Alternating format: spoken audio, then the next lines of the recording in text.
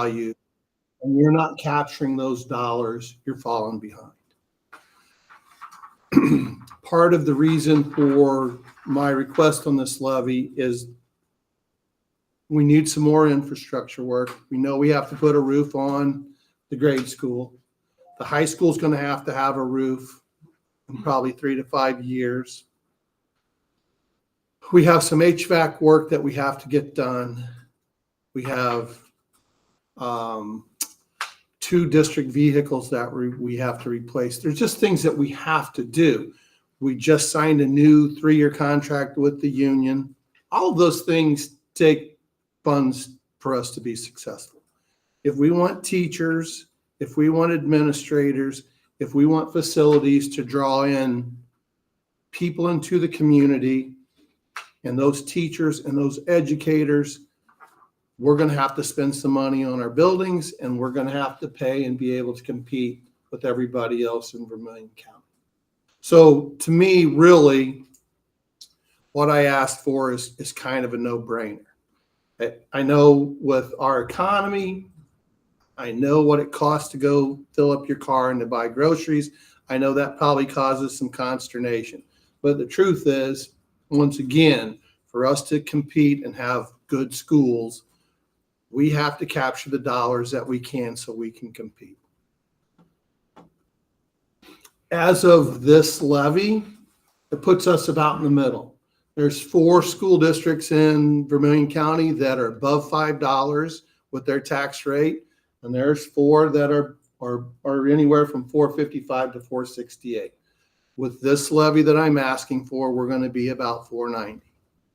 But once again, it's trying to capture and stay up with what our EAV's doing. And it's, from everything I see and what everybody's telling us, for the next 5 years, it's going to continue to be somewhere in the 7 or 8% range that it's going to continue to rise. So just so everybody knows, the more your EAV rises, the lower your tax rate goes.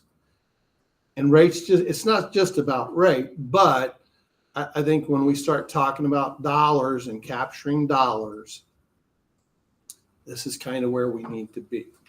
To be honest, I thought we might have people from the community in to question us about why we're doing this, but I sincerely believe what I have asked you to pass is where we need to go as a district. I think it's the correct rate to be at, and I would humbly ask that when it's brought up to be approved, that the board approve it. That's all I have, unless you have a question. Thank you. Do we have any public comment at this time?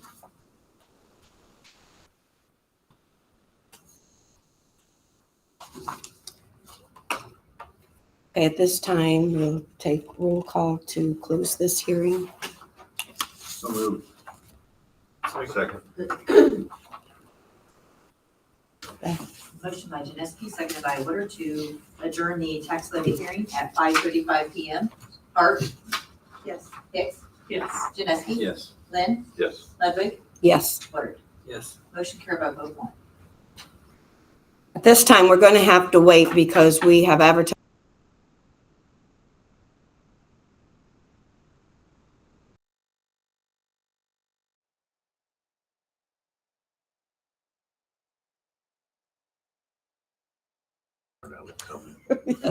Yes, you can. It'll be off the record, Bob.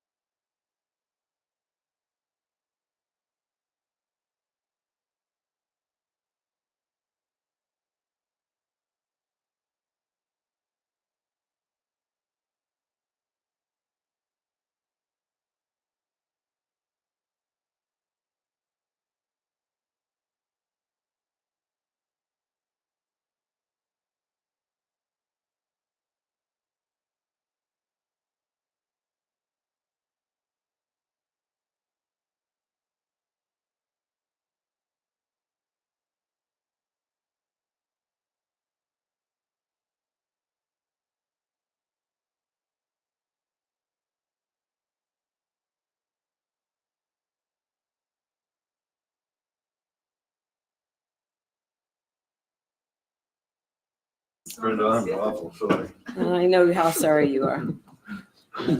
Let's call the meeting to order at this time at 5:45 PM. Roll call, please.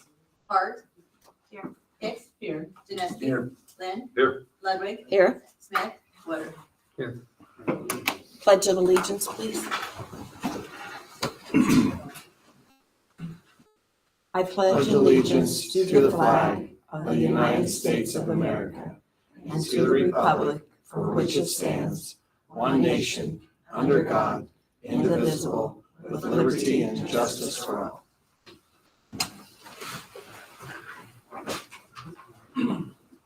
Do we have any public comments? If not, we'll go ahead. Mr. Mulvaney, would you like to introduce the roofing company? We have them here tonight to give us a presentation. So the Vergy Group will be leading our roof project at the grade school this year. Gordon Schweitzer, Vic White, and Tim Zangy are here to present on the roof project.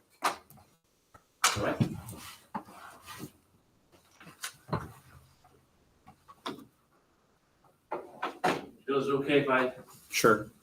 much if I want these guys doing too much talking, so. Joking. Gordon Schweitzer with Vergy. We're gonna ask to keep it pretty short, so we're skipping first few slides, but we've got Vic White, a partner in crime, former superintendent from Prairie View, Ogden. I'm gonna say a quick introduction or anything. No, I remember sitting down that side of there for 24 years and talking about the levy. And a lot of people don't understand it, but I want you guys to really realize what he's trying to do is capture your money. And you deserve to have that money so you can pay the bills. So he did a good job explaining that to all of you. I remember sitting there 24 years explaining that all the time to people. You know, you got to keep that money going or it slowly runs out if you don't capture it. So he did a good job, but I don't know if you recognize that. Maybe he needs a pat in the back every once in a while. Really? I think they're trying to sell you the roof project. That's true and honest, but that's true and honest. We have Tim Zangy, one of our engineers. He's out of our Indianapolis office. And he's been working with John quite a bit on walking roofers and solar contractors and really trying to similarly capture outside funds and avoid operating costs, utility bills, try to help fund the roof project and make some solar on top of it. So, Tim, thank you. That's good enough. Yeah. So we get right to it. All right. So this slide right here, and I think you have copies on your tablets. So I don't see. Okay. So we're kind of on. We've done kind of the detail engineering effort. We're walking a lot of contractors. We've done a lot of solar projects in the area. This is largely funded by federal incentives. In fact, Armstrong just got their geothermal rebate today for about $850,000, which is exciting. We're expecting a similar Cumberland rebate for a geothermal project. And there are a lot of school districts in this area that are doing solar or geothermal to try to capture these Inflation Reduction Act credits. And then similarly, there are state of Illinois credits, and then there's local Ameren credits, and you qualify for all three. But just a few pictures of customers around here we've done work with. And then our office is in Champaign. So that's where our project management team would be out of that will serve the district. The district decided to move forward with us. Next step, Chris. Thank you. So just kind of jumping right into the details. This is a utility bill at the grade school over the last year. We spent about $80,000 in electricity bills. That's going up 5-10% last few years. Just keeping, tracking with inflation more or less. And in some instances, some school districts have jumped up even higher than that. The good news, it's Ameren. So Ameren has certain solar incentives and protections for solar customers. And that's good news. So while solar offsets its energy consumption, there's some charges on a utility bill that solar cannot offset, but the bulk of the utility cost is in that usage, which we can't offset with solar PV. So, next slide, please. Current roof conditions, the white section of roof is essentially out of warranty. The black section was replaced about 3 years ago. So the intent here is to try to essentially leverage solar PV to pay for all that roof. A few other things about this roof: there aren't a whole lot of trees around the building, so there aren't a whole lot of shading concerns. It's very flat, very little tilt. Structurally, it's sound. We had our structural engineer look at it, passed all the structural for being able to carry solar PV on top of it. The solar adds about 4 pounds a square foot, so most roofs are rated for 30 or 40. And then the next page, Chris identifies an infrared study that we did on the roof. So anywhere in red is essentially a section of wet insulation. So wet insulation, you can pick it up with an infrared camera because wet insulation releases heat at a different rate than dry insulation. So when it rains, we try to kind of come out at dawn when the sun is set more or less, and the roof still has its energy in it from the sun being on all day, and that's when we can pick up sections that are wet. So our approach on this roof is to more surgically take out the wet sections as opposed to ripping out all that roofing insulation and replacing it all. So we would essentially put a new membrane down, either liquid or rubber, but before we would do that, we'll take out all this found wet insulation. It's about 6,000 or 7,000 square foot of wet insulation, I believe. Now, largely on the right side of the roof. Next slide, Chris. So this is kind of our goal, and what we presented before the building committee was we're on a 20-year warranty on the roof, just like you have in the black section. So on the right side in that reddish color is where we would do what's called a fleece back, and that's essentially a new rubber membrane down. So a little more roofing than we had first anticipated. Then on the left side is in orange is where we do the same 20-year system, but it's a liquid applied, so you can put it on a little faster. But it's still a 20-year product, which is ultimately all you're trying to do with a roof coating is get a 20-year warranty. So before we put the fleece back down, we would take all the insulation out. So we just want to be clear, wherever it's wet, we're taking it out. So you see some energy savings on the efficiency of the building. We can try to calculate what that would be, but you should see some heating and electricity savings there. One thing that's really driving a lot of solar or geothermal interest in Vermilion County is what's called an energy community. When a coal closure happens, that essentially, the way the program is written, it gives additional incentives for communities where coal plants close down. That was Newtown that closed down. So there's a 30% kind of flat reimbursement, and there's an additional 10% for being in the energy community. So 40% would be returned to the district. We essentially provide the district with the information. The district would file the incentives or work with the tax advisor. But essentially that comes back to the district. And then domestic content is tough to get. You essentially have to prove that everything in your solar module is made in the U.S., not just the module itself, but also the components, the electrons, the solar cells. So we're not projecting that we would achieve that, but we are trying to source as much as we can made in the USA equipment. But we're pretty confident that just based on zip code and from Armstrong and other projects that you would qualify for the 30 and then the additional 10% energy community. Slide, please. This just kind of shows breakdown of the different categories. Inflation Reduction Act is the big one. That's about 40%. Solar renewable energy credits is another big one. That amounts to about 20%. And then the smart inverter rebate is the utility program. That's another, about 5%. So total, before the system is even plugged in and turned on, about 73% comes back to the district. And if I'm moving too fast, just let me know. I know we're all trying to get to Friday here, but we're trying to target, kind of be respectful of the school budget, trying to get the best bang for the buck, kind of targeting around a project around about $2 million or so. So you're spending $80,000 a year on utilities. We want to offset as much as we can, but also the main focus is also giving the district a 20-year roof. So we provided two options for you. One at about 42% offset, which is a big offset with room to grow. So you can see parts of the roof that currently would not have solar, but that you would have the opportunity to expand in the future. Or option B, which is 55% offset. So we're offsetting quite a bit of solar PV of your $80,000 a year utility spend right now.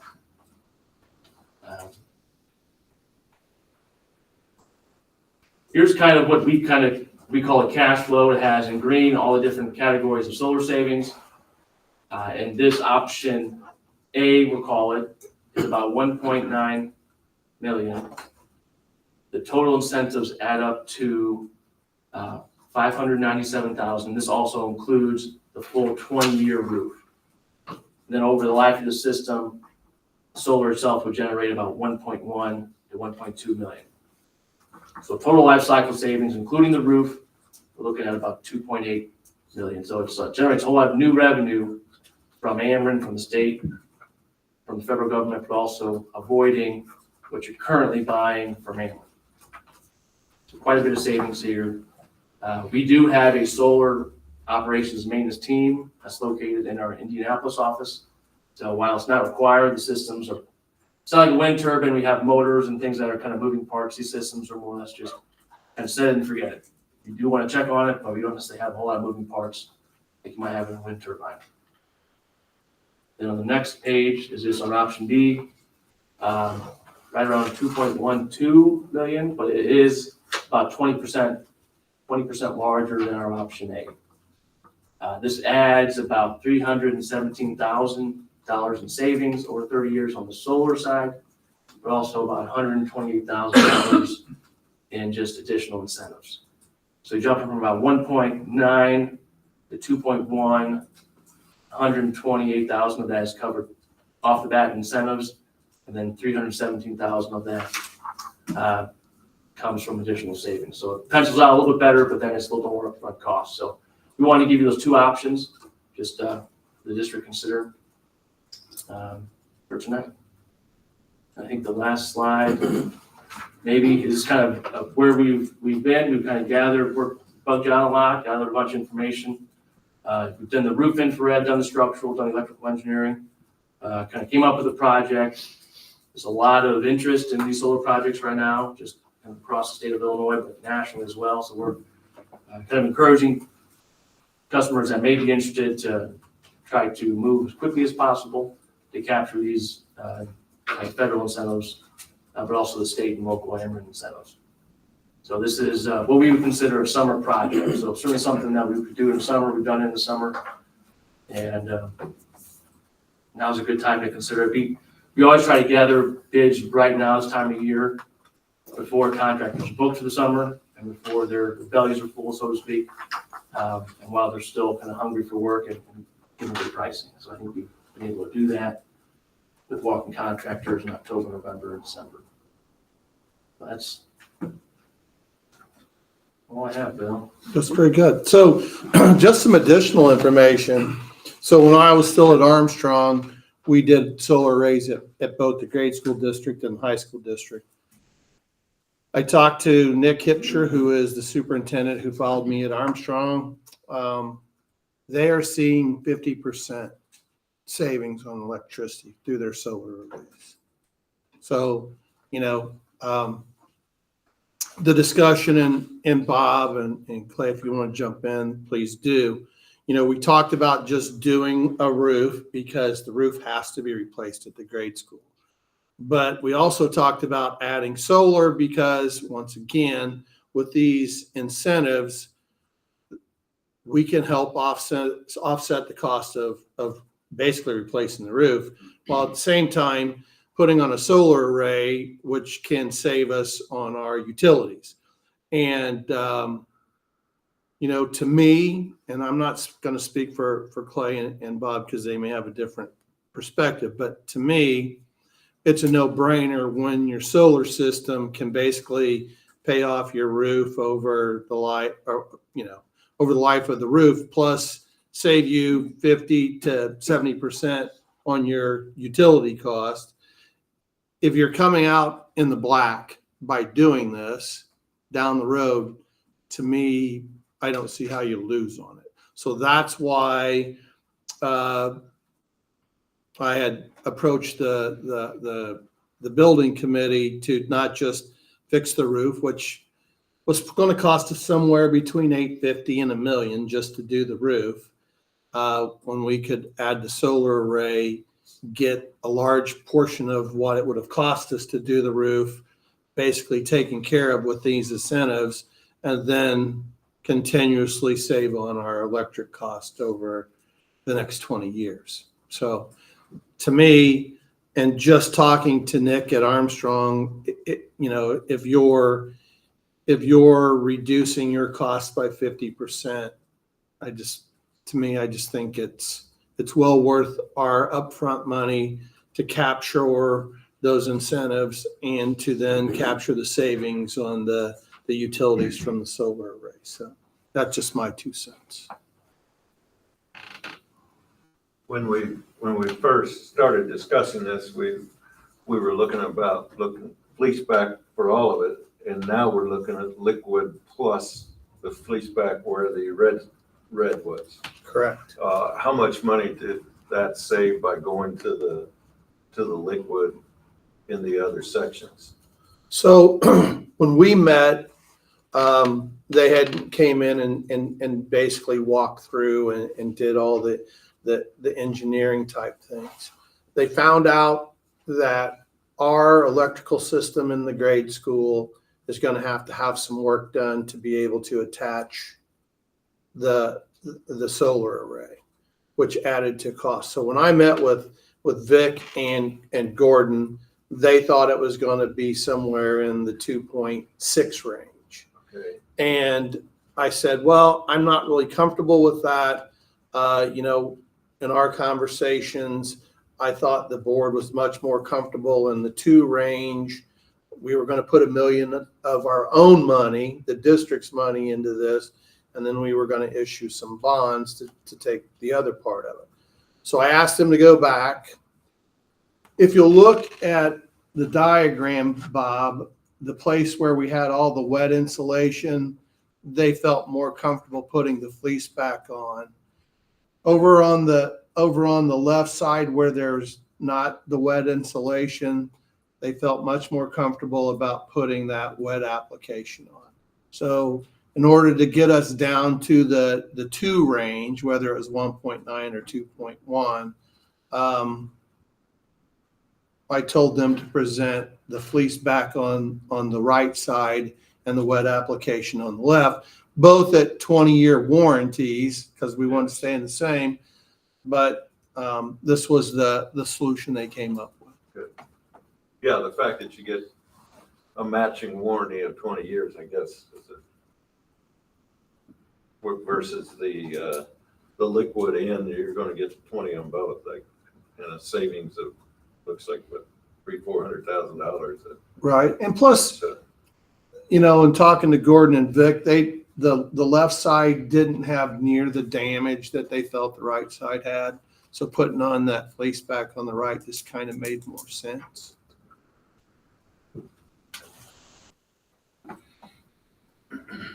What's the kind of longevity of the solar system on the roof? Like, how long do you expect that to be up there?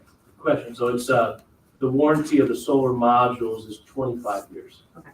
And that's just the warranty. And we'll be factoring into our cash flow projections. It's degraded 0.5% for each year.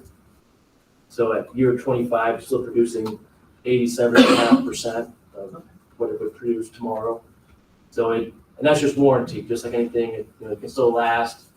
We expect it to extend the life of the roof as well, since you're more or less shielding a very large section of the roof from UV, from hail, from rain, or whatever it might be. That's a good question. How long does it take to capture those incentives back?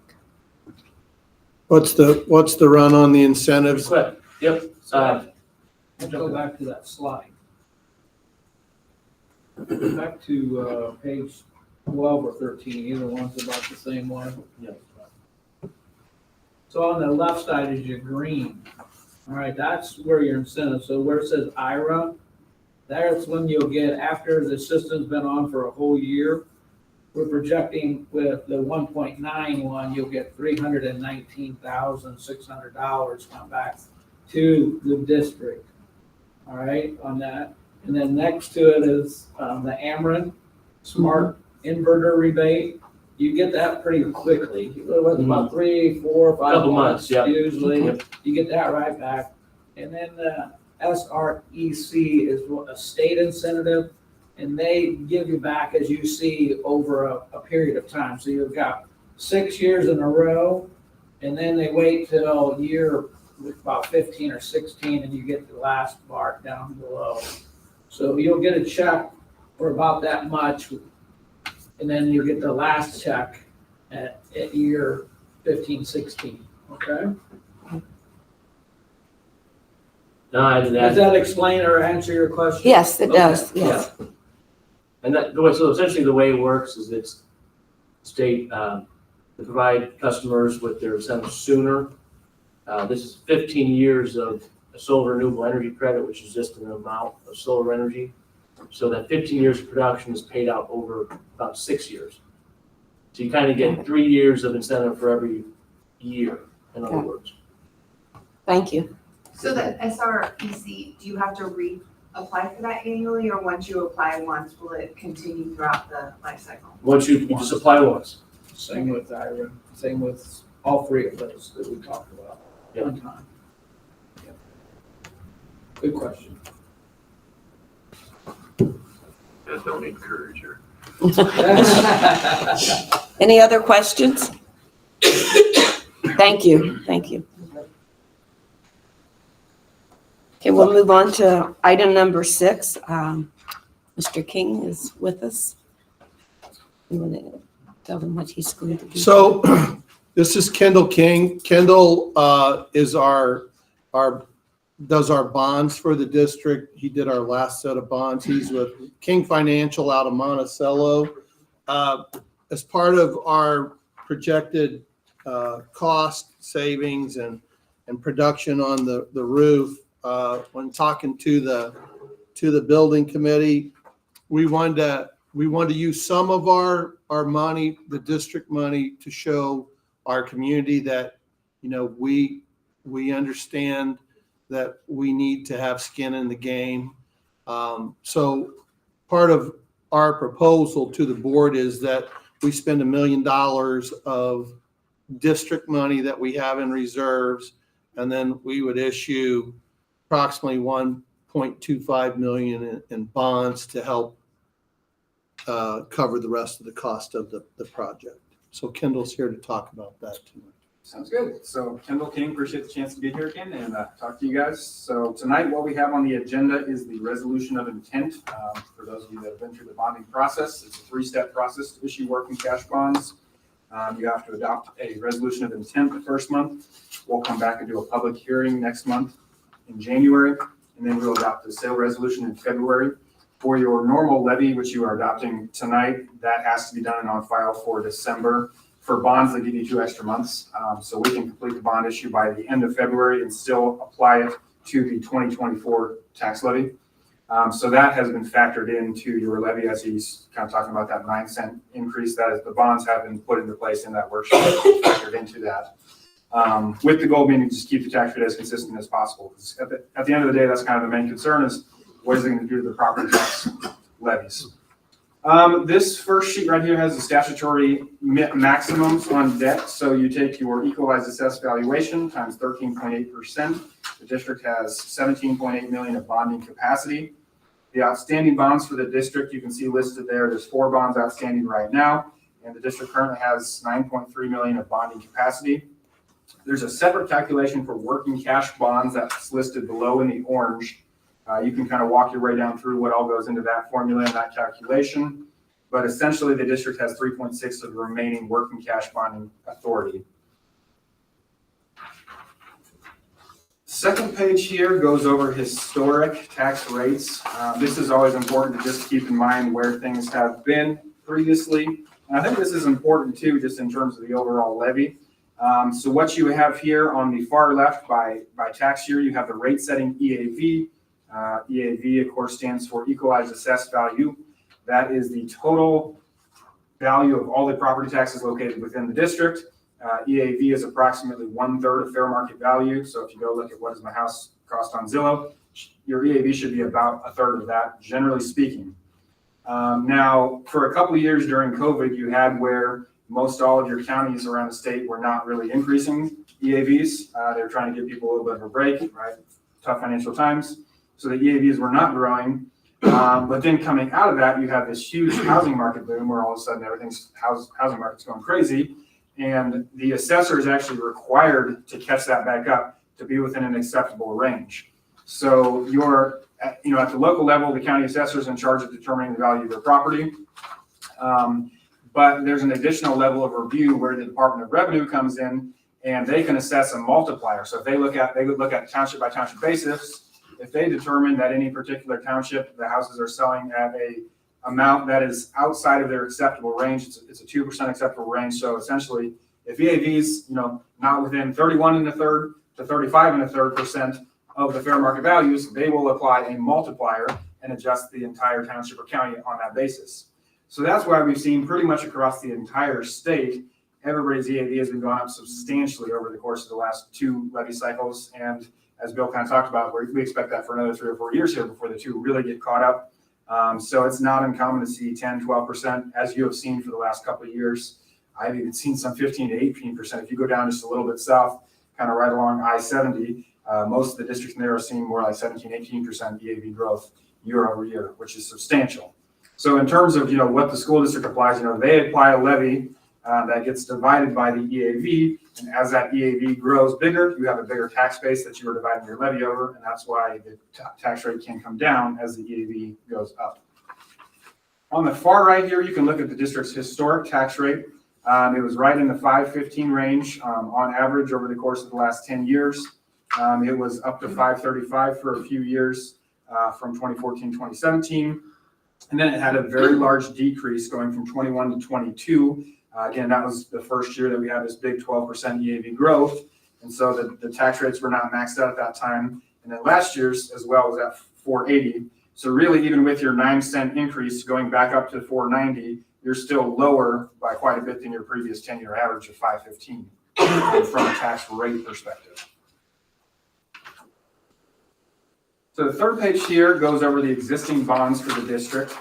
There's 4 bonds outstanding. There's a Series 2020, a 2021A, a 2021B, and a 2024. The 2024 we just issued this last year. That was used to purchase the land. We did that in the form of a self-purchase bond. It was $800,000. And so as you can see the graph at the bottom, the overall levy for the district is going to drop off next year, essentially, if you don't do a bond. So this is really just kind of rolling forward your bonds to keep that levy in place, to continue to capture that EAV growth that you've been having. So the last page shows what a sample financing could look like for $1.25 million. The series in the far right in the purple shows the new bond. I apologize, it's getting to be small print here, but essentially you'd be looking at $1.25 million of new bonds. In terms of structure, we can discuss this more, whether you sell this in the form of a self-purchase or an outside sale.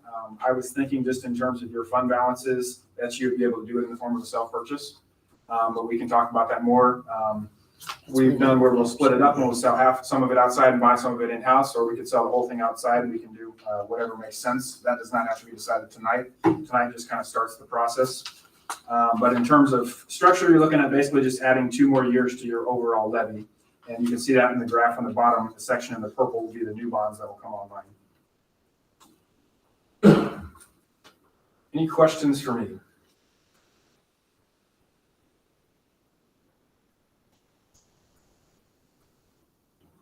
No questions? Thank you. Thank you. Thanks, Kendall. We'll see you next month. See you next month is right. Thank you. Okay, let's go on to the number 7, the consent agenda. Everybody had a chance to look that over, and if so, could we have a motion to accept it? Second. Roll call, please. Motion by Lynn, seconded by Hart to approve the consent agenda items as submitted. Hart? Yes. Hicks, Yes. Janeski, Yes. Lynn, Yes. Ludwig, Yes. Woodard. Yes. Motion carried by roll call vote 1. Mr. Mulvaney, have we had any requests for freedom of information? No. Okay, go on. Mrs. Grimm, anything from the association? Not really. I think we're all struggling that it's the end of the first semester already. It was so fast. It's Christmas week. We do have several meetings set with Mr. Mulvaney on January 6th to get stuff hammered out. He's been great to work with and going back and forth. I know his time is limited, but we manage it between emails and phone calls. And so I think we're gonna get a lot of that plowed through Okay, on the 6th, on that staff day. So I hope everybody has a Merry Christmas. you too. Thank you. Okay, the administrative reports, Mr. Mulvaney? We finally did get our audit back from Russ Lee. There were no major findings. Typically, I would present the audit at our board meeting, but it was late, and so we're gonna have to do that. I talked to Randy, and, you know, we're gonna do that in January. It just seems like it gets later and later every year. I know Russ does almost every school in the county, and I think at times they just get hung up. I guess the main thing I would say once again is that it was a good audit. There's no structural issues with the district, so. Is there a deadline anymore when that's supposed to be completed? Well, we have to do that 60-day extension. I had to do that, and it has to be into the state of Illinois before December 30th. So it's, I mean, we've been pushed, and as I understand, we were pushed, you guys were pushed last year too. Everybody in the county in the same boat we are? Well, I know for a fact that Russ Lee does both Armstrong districts in August and does this district around, all three of them around the same time. I think they're just getting pushed to the point where either they're gonna have to hire more people or they're gonna have to turn away some business, so.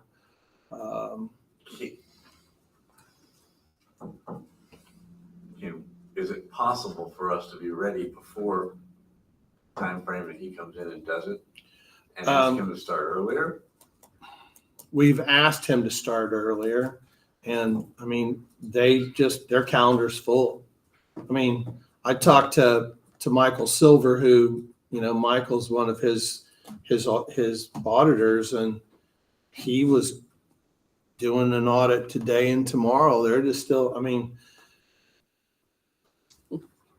Danville didn't get done until May last year, and they haven't even started their audit this year. Now, no, Russ doesn't do Danville, but just the fact that auditors, like teachers and administrators anymore, are just hard to find, and they just can't, and especially when you have to do part of the federal side of things. So unless you want to change auditors, I think, you know, we're just kind I've of, seen the price of the other auditor. I would say I highly agree with you. What we paid before until we went to Russ was just ridiculous. So Sometimes while as you're much as pushed, 3 times. while you're pushed a little late, the cost of the audit probably makes up for it. And Mark, as a outside in bill, the only way we could correct that, when I was at Prairie View, Ogden, we had to move up to the day after the 4th. So if the 5th landed on Sunday, we couldn't do it there. So we did the 6th, 7th, and he was usually done. Then we got ours back in time. But that was the only way we could get it where I didn't have to do what you guys are doing, which is an extension. The extension doesn't cost you anything, it just has to be done. So I agree with what Bill's saying, is it worth the extra money? Or you can maybe see if there's any way to move up front, but then your bookkeeper has to be ready. That's why I asked that. Timeframe, Yeah. because it just ended on June 30th. They can't start any sooner than that, you know, so there's a lot of twist inside of all that. But it just seems like they're pushing us right to the edge of even the extension. I mean, we can't come close to Well, My they son. are, but you know, Mark, like everything else, right? You get that extension and what happened? And I even said to Aaron, Hurd, okay, Aaron, what if we don't get it? Nothing. That's just when it's supposed to be done. Okay. I'm not commenting. Oh, that's right. You were the assistant super. Yeah, you know all about that.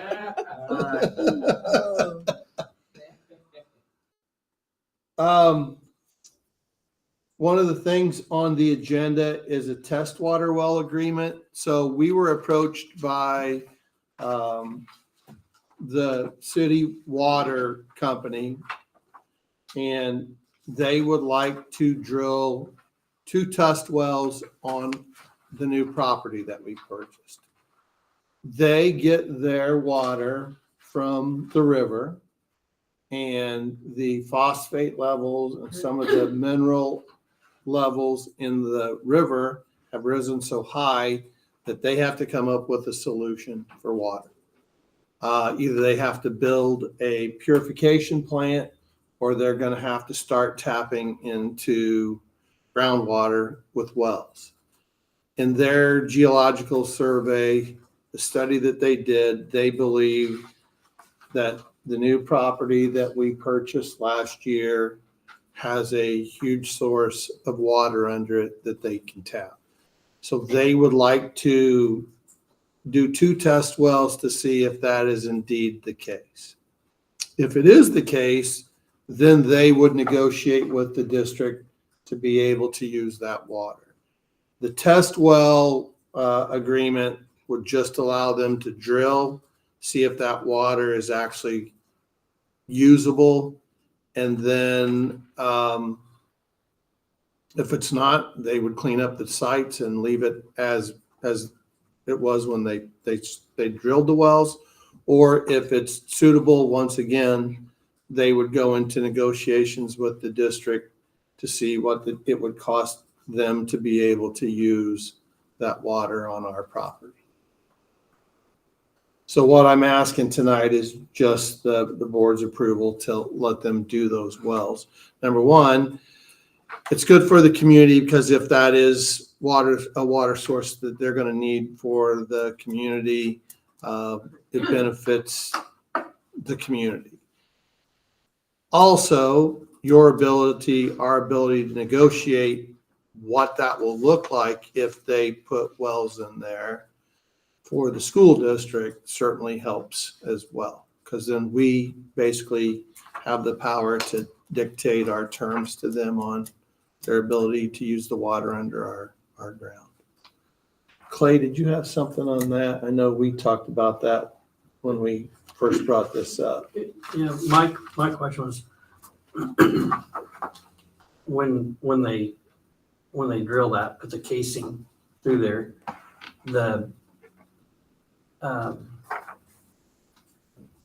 when we had the site survey, when we bought the property, because it's been mined, said that either those mines have to stay wet or they have to be dry.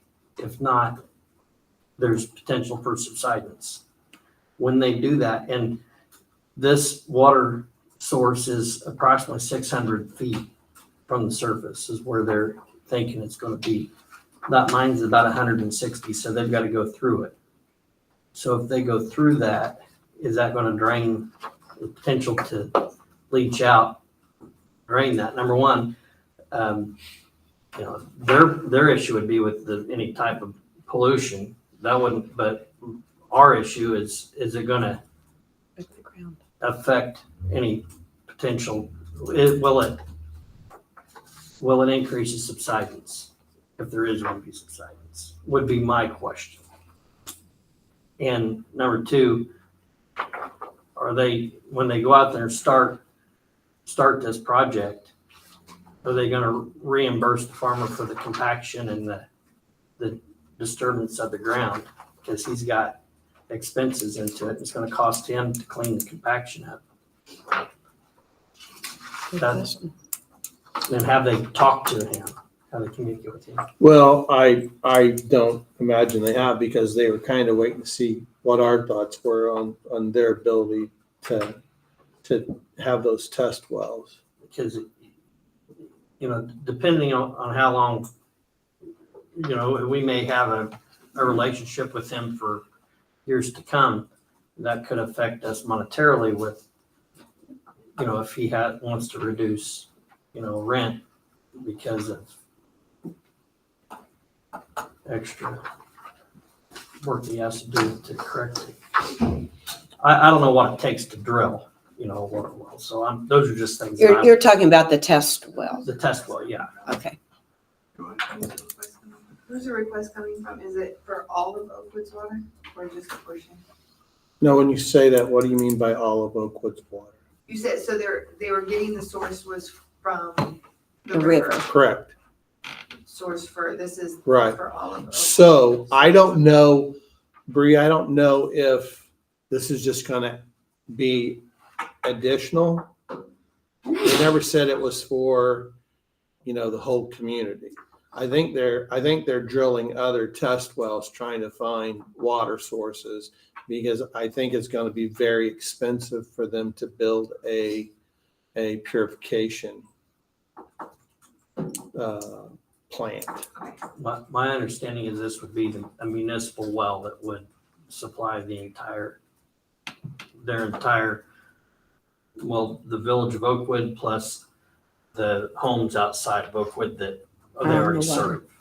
So their entire system, they would get away from the source of the river, from the surface water. And I don't mean to complicate anything.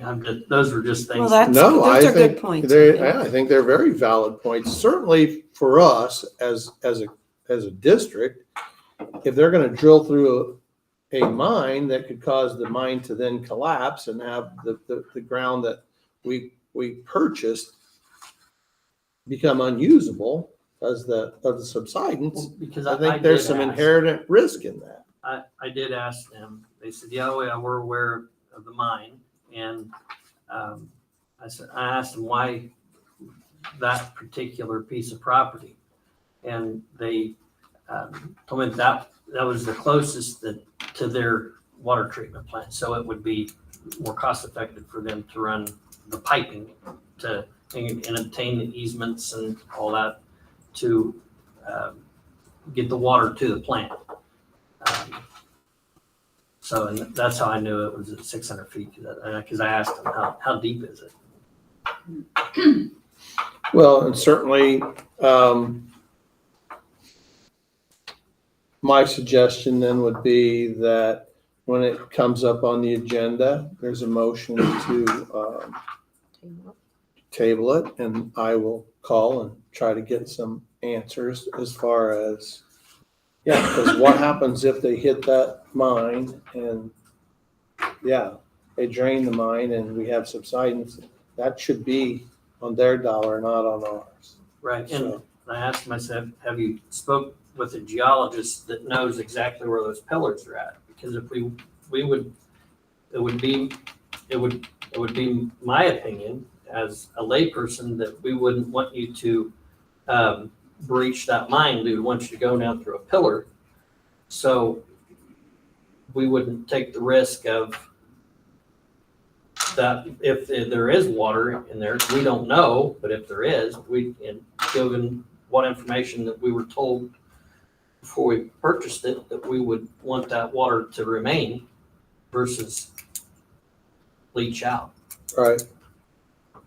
Well, then, in my opinion, we table it and I get some answers and we'll move on from there after I get some answers.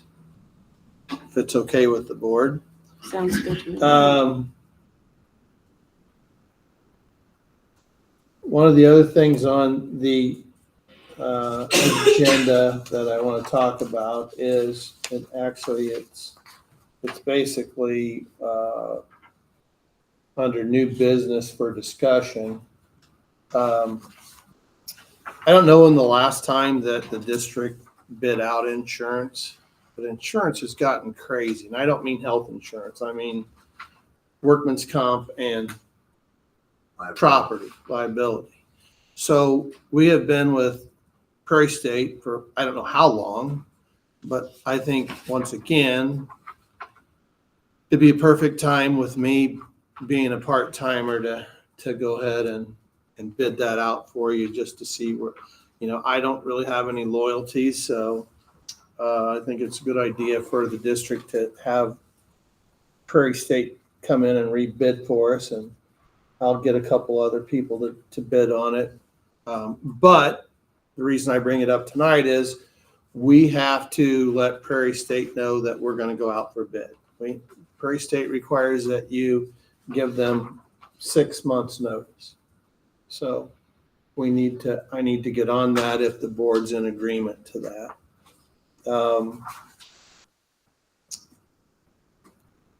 It's not an agenda item. I just wanted to see it doesn't have to be an action item. Okay. Just to see if the board has thought about that. And I don't know if Larry did that or not. I don't know when the last time it's been bid out here, so.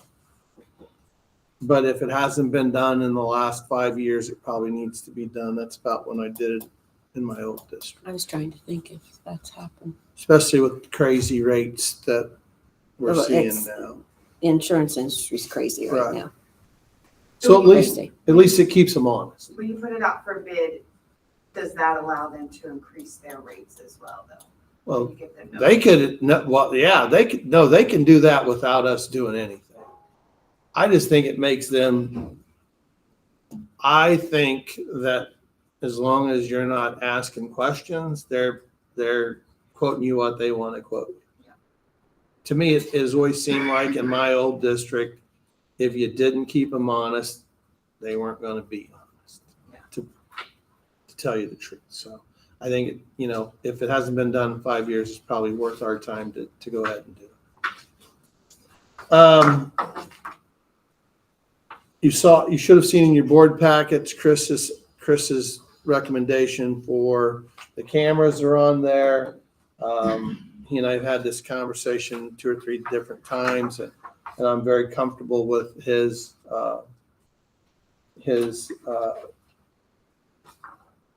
recommendation. So I think, I think QNS is a very quality company, and if we're going to do that, and he will be the first to tell you as fast as technology is changing, our camera system's obsolete, and it's a safety issue, and we might as well take advantage of that while we're talking about it. So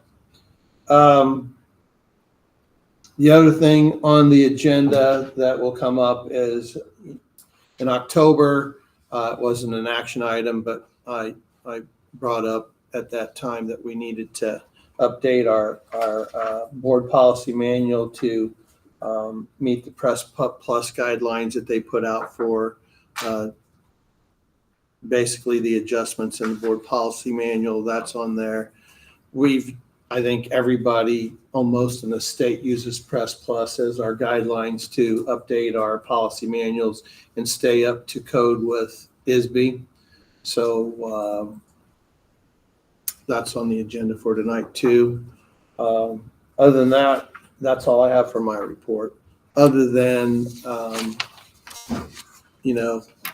I don't know if you've had a chance to read the recommendations for personnel and what the staff has made as recommendations. It's going to be a long night anyway, so if you don't mind, when we go into closed session, if I would recommend that you allow the principals and assistant principals to get out of here. They've had a crazy week. It's only going to be crazy for the next couple more days, and I don't think they need to stay here that late. So that's all I got. Any questions for me? Okay, moving on. Mrs. Kimbrough? I don't have anything new that's not in my report. Okay, If you don't have any questions. thank you. Mr. Steele? Nothing new other than what's in my report as well. Okay. Mrs. Lepenis? Nothing new for me, but I have to give a public shout out to Mrs. Ferris because she's absolutely amazing and the 2 Christmas programs were wonderful, as always. So she deserves all the accolades. Good, good. Mrs. Act?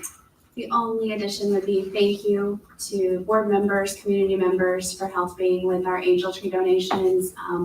Those are going to our amazing kids this week, and we were able to help over 47 families. So thank you. Oh, nice. That's good. Mrs. Johnson? I have nothing to Okay. add on my board report. Do you have any questions for me? Bob? No, but that shocked me. Listen. Mr. Richardson? The only thing, if anybody's got any questions about an action item about the security cameras, I can answer them to the best of my ability that way. Any questions for Chris? Good. Mr. Wolf? Nothing for me. Mr. Siddons? Don't have anything tonight. Okay. Can we have a motion to go into closed session? So moved. Second. Second. Motion by Hicks, second by Lynch, to enter closed session at 6:36 PM. Hicks? Yes. Janeski? Yeah. Lynn? Yes. Ludwig? Woodward? Yes. Motion carried. I were too. It's been a while since I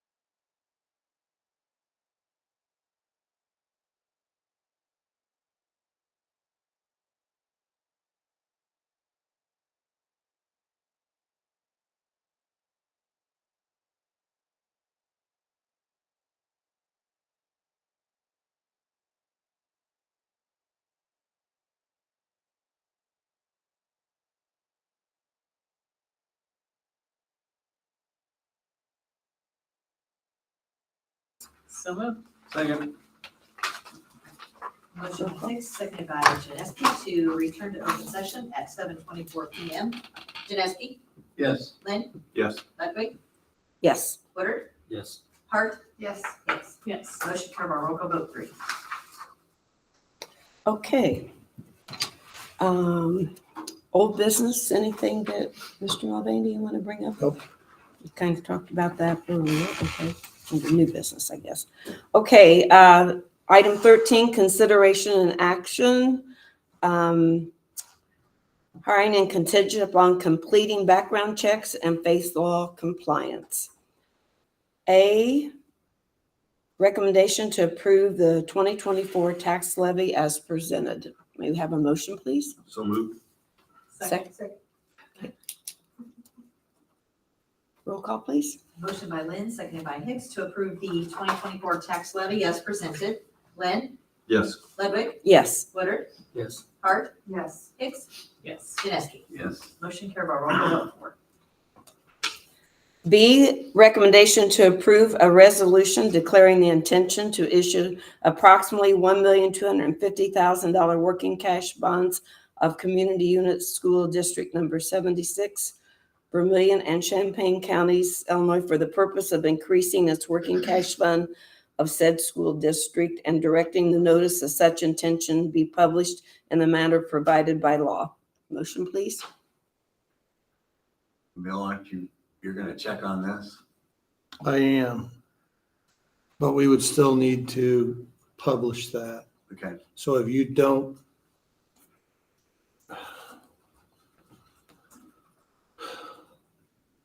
I mean, that's fine, just to publish it. I just wanted to make sure we'd already talked about. well, so we'll publish that. If you need to, so if we approve this motion at the hearing next month, if the board decided that they did not want to use working cash bonds, if they wanted to use whatever the other construction bonds or whatever, then at that hearing, the board could bring that up and then that decision could be made to change that. Okay. This is just notice that we're going to issue that in bonds and that we're going to have a hearing on it in January. Perfect. Thank you. I have a motion. So moved. Second. Roll call, please. Motion by Lynn, seconded by Woodard to approve the resolution on the working cash bonds as presented. Ludwig, Yes. Woodard, Yes. Hart. Yes. Hicks, Yes. Janeski. Yes. Lynn. Yes. Motion carried by roll call vote 5. C, approve the recommended updates for the Press Plus policy manual to our policy manual. Motion, please. I have a quick question about Okay. that. It's okay. We used to have to post those for a month. So we brought that up in October and I had that list for Okay. October. Perfect. So I So forgot to put them on the agenda last month. Okay. And so that's why they're on this month's Okay. agenda. So they've So had more than 30 days. yes, they've had Okay. more than 30 days. Great, thank you. Any other questions? Have a motion, please. Second. Roll call, please. Motion by Hart, seconded by Woodard to approve the policy manual updates as presented. Woodard, Yes. Hart, Yes. Hicks, Yes. Janeski. Yes. Lynn, Yes. Ludwig. Yes. Motion carried by roll call vote 6. Okay, D, do I have a motion to table the recommendation to approve test well agreement with Prairie Path Water Company? So moved. Second. We're tabling that. Motion by Janeski, seconded by Woodard to table a motion D on the test well agreement with Perry Path Water Company. Hart. Yes. Hicks. Yes. Janeski. Yes. Lynn, Yes. Ludwig, Yes. Woodard. Yes. Motion carried by roll call vote 7. Okay, E, recommendation to approve the bid for QNS, am I saying, and it's for the Fortinet, okay, security camera installed for $84,629. Do I have a motion? And that's the exterior of high school? The exterior of high school and grade school, interior, exterior, both buildings. Okay, thank you. And just a little side note, I mean, some of that money we can probably take out of tort, some of it we can probably take out of fire life safety. So we'll spread the wealth on that. I'll make a motion. Second. Roll call, please. Motion by Woodard, seconded by Hicks to approve the QNS bid on security cameras as presented. Hicks, Yes. Janeski, Yes. Lynn, Yes. Ludwig, Yes. Woodard, Yes. Hart. Yes. Motion carried by roll call vote 8. Now, do I need to read all of those and then take No, a you vote? can just put them all as one, items F through O. Okay. We're going to take items F through O, and I need a motion to approve those items on the agenda, F through O. I'll make the motion. Would you read him? We could be here all night and just do each of them individually if you like. Second. Roll call, please. Motion by Woodard, seconded by Hart to approve items F through O as presented. Janeski, Yes. Lynn, Yes. Ludwig, Yes. Woodard, Yes. Hart. Yes. Hicks. Yes. Motion carried by roll call vote 9. Okay, number 14, new business discussion. So I've already, as I said in my report, I recommend to the board that we bid out the insurance this year for workman's comp and liability, property casualty. So I will give notice to Prairie State that we're going to bid it out. I'm sure they will want to rebid on it. So like I said, I think it's good every 5 years to bid your insurance. I mean, I think most health insurance companies, I mean, most districts and most people are doing that on a yearly basis, let alone every 5. So with the way insurance costs have went, I think that's a good move to bid that out. Well, question with that, do we need to advertise that We we're bidding it will, out? yes, Okay. we'll put that out to whoever wants to bid on it. And you're limited, let's face it, there's only a few companies out there that will do that, so. I think I got to post that on the Illinois, there's an Illinois board that we bid on, Oh, so okay, I'll post it on that. okay. Do we And- plan, I'm sorry, Go ahead. to vote to approve of option A or B for the roof? Someone.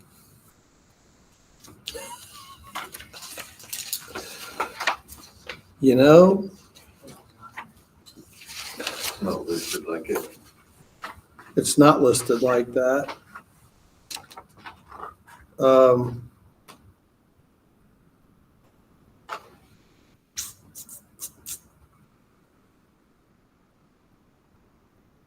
We'll have to come back and revisit that probably at the January meeting. Which option we want to, which option we want to choose. And the truth of the matter is, I didn't get those until today anyway, so, And we got time. yeah. So what we may do is have I don't know if we want to have a special meeting to address that or not, or do you just want that as an agenda item in January as which choice you want to vote on? As long as, A or which, as long as we don't back us up as far as, will put us on the schedule, so. it won't be an issue. Yeah. So we'll have to decide whether we want like I said, that slide presentation I basically got today, so I couldn't put it on the agenda anyway. Can you send that to us? You should have it in your, Maybe I didn't see today's stuff. I printed my stuff out yesterday morning. yeah. Do you want me to just print a couple out? I can print them out now for you if you like. That'd be great. How many copies? Does everybody want one? Or? You have it in your board. You don't have a laptop. Oh, it's in here. I think it's on the board. It's what I shared with you guys. And it was put in this morning, Mark, because I didn't get it I today. haven't been in today, so. So, but if you want to do a hard copy, I'm sure Chris would do that for you, so. Perfect. Anybody else want a hard copy? Thank you. So just two? Just, So do you just want the agenda item to be option A for the 1.9 or option B, the 2.1? Yeah. Okay.